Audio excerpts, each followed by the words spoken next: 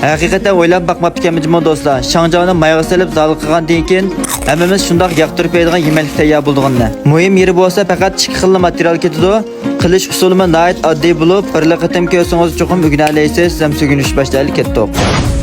Avval danisini 5 mochana setib olgan shangjaoni tayyor qilib olib, postini suyatgandan keyin cho'ng kishilikni suratdagidek men musholat qilib to'g'rab tayyor qilib olamiz. Qachiga haqiqiy xo'rozning tuxumidan 2 talcha qilib rosa aralashtirayotgandan keyin ko'proq miqdorda nonning o'g'i yoki bolka o'g'i tayyor qilib olamiz.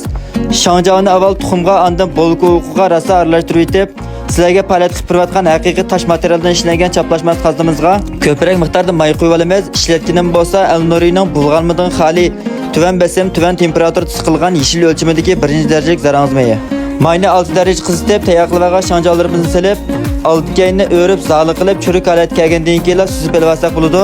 Qilish usuli mana shunchalik oddiy, lekin ta'minot o'zga chiqadi. Do'stlar, oila chuqur bir sinab baxshinglar arziydi. Oxirida ajrimga haqsiz yuraklarni besib, pinglar rayniga gullarni ko'plab yo'llab qo'ysanglar, xullas shunchalik oddiy do'stlar, kelarsanni ko'rishaylik, xayr xo'sh.